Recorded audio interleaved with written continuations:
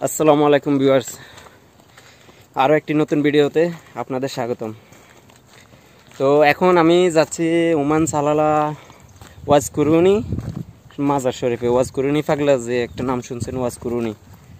তো তার সম্পর্কে কোরআন শরীফে মনে সুরও আছে নাকি, নবী আর কি। তিনি একজন নবীজির জন্য তিনি নিজের দাঁত মোবারক ভেঙে ফেলেছিলেন। এই যে দেখতে পাচ্ছেন দীপু ভাই, আর দীপু ভাই আমাকে নিয়ে যাচ্ছে ওয়াজ কুরুনি পাগলার মাজারে। তো আমরা এখন ওয়াজ কুরুনি পাগলার মাজারে যাচ্ছি, আর দেখা যাক মাজার কেমন হয়। আমার সাথে আপনারা থাকেন। মাজারে যাচ্ছি, ওয়াজ কুরুনি মাজার শরীফটা দেখে নিই।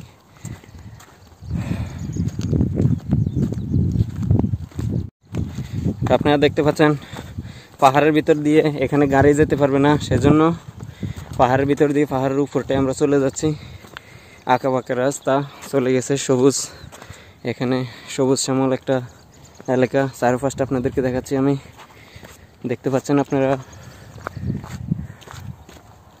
পিছনটায় দেখতে পাচ্ছেন শহর এটা, আর এদিকটা গ্রাম অঞ্চল।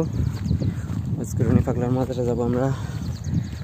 আর আপনারা দেখতে পাচ্ছেন এখানে একটা বিল্ডিংয়ের কাজ চলতেছে পাহাড়ের উপরে। এটা রিসোর্ট বানাবে মনে হয় ট্যুরিস্টদের জন্য। তো আর একটু আমরা এসে গেছি, প্রায় কাছাকাছি এসে গেছি।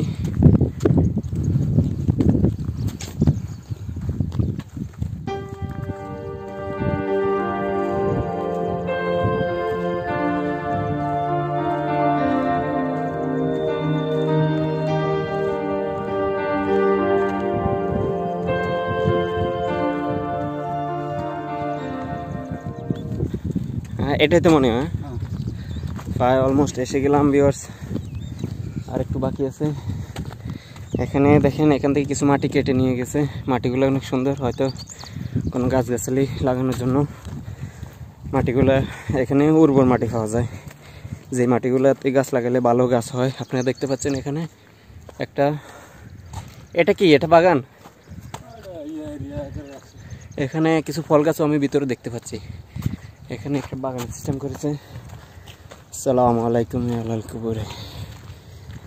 আপনারা দেখতে পাচ্ছেন এটা ওয়াজ কুরুনি তার মাজার শরীফ। এখানে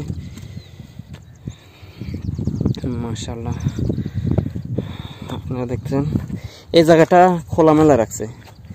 যেমন আমরা আইয়ুব আলাইহিস সালামের মাজারে গেছিলাম, ইমরান আলাইহিস সালামের মাজারে গেছিলাম, তা ওনার মাজারটা, ওনাদের মাজারগুলো সব একদম বাইরে থেকে লক করে রেখেছে, রক্ষণাবেক্ষণ করেছে। আর এখানে দেখতে পাচ্ছেন আপনারা এটা ওপেন। ইনি কি নবী ছিল? নবী ছিল না, ইনি নবী ছিলেন না। আপনারা তো অনেকে জানেন, আমি তার সময় ডিটেলস জানি না, তারপর আপনাদেরকে বলতেছি। তো এখানে খাবার রেখেছে মনে হয়, হালুয়া হালুয়া রেখেছে কেউ এখানে। তো এদিকটাতে মানুষ নামাজ পড়ে, আপনারা দেখতে পাচ্ছেন এদিকটাতে মানুষ নামাজ পড়ে। নামাজের জন্য ছোট্ট একটা জায়গা বানিয়ে দিয়েছে এখানে। তো নামাজ পড়ে দিক দিয়ে আপনারা দেখতে পাচ্ছেন ভিউটা কেমন, কত সুন্দর একটা জায়গা, মাশাআল্লাহ।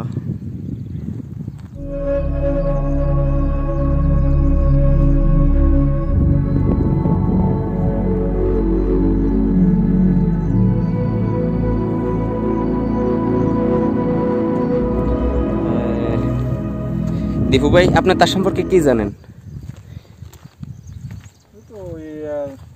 যতটুকু জানেন আমাদের ভিউয়ার্সদের বলেন একটু। নবীজির প্রেমে পাগল ছিল, তো নবীজির কারণে তার নিজের দাঁত মোবারক শহীদ হয়েছে, দাঁত উঠে ফেলেছিল। এই তো নবীজির প্রেমে। সে ঘটনাটা কেন ঘটছিল বলতে পারেন? আপনারা জানেন কি? আচ্ছা, আপনারা জানেন না, এটা আমরা দুঃখিত। তবে এটাই তার মাজার শরীফ, আপনারা দেখতে পাচ্ছেন। এটা আইয়ুব আলাইহিস সালামের জন্য কাজটা করেছিল নাকি অন্য কোনো নবী? হযরত মুহাম্মদ সাল্লাল্লাহু আলাইহি ওয়াসাল্লাম।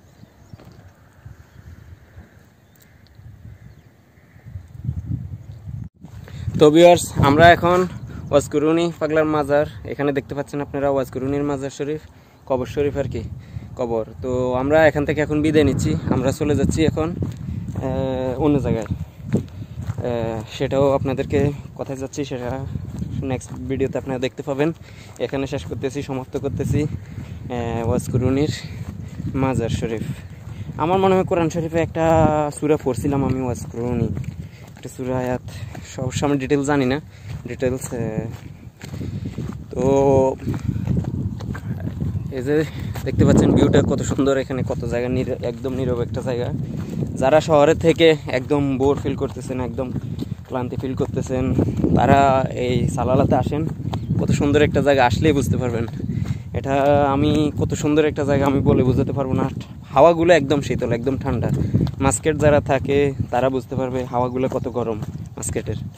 তো এখানে হাওয়াগুলো একদম ঠান্ডা, দেখতে পাচ্ছেন কোনো রোদ নেই, আকাশে বৃষ্টিও নেই, রোদও নেই, একদম পারফেক্ট একটা কি বলবো ওয়েদারটা একদম আমার কাছে খুব পছন্দ হয়েছে। তো আমরা এখন পাহাড়ের উপর থেকে নিচে নেমে যাচ্ছি, এটা সালালাতে ওয়াজকুরুনির মাজারে আমরা এসেছি, এখন আমরা চলে যাচ্ছি। তো দেখা হচ্ছে নেক্সট ভিডিওতে অন্য কোনো জায়গায়, অন্য কোনো মাজার শরীফে। Bye bye.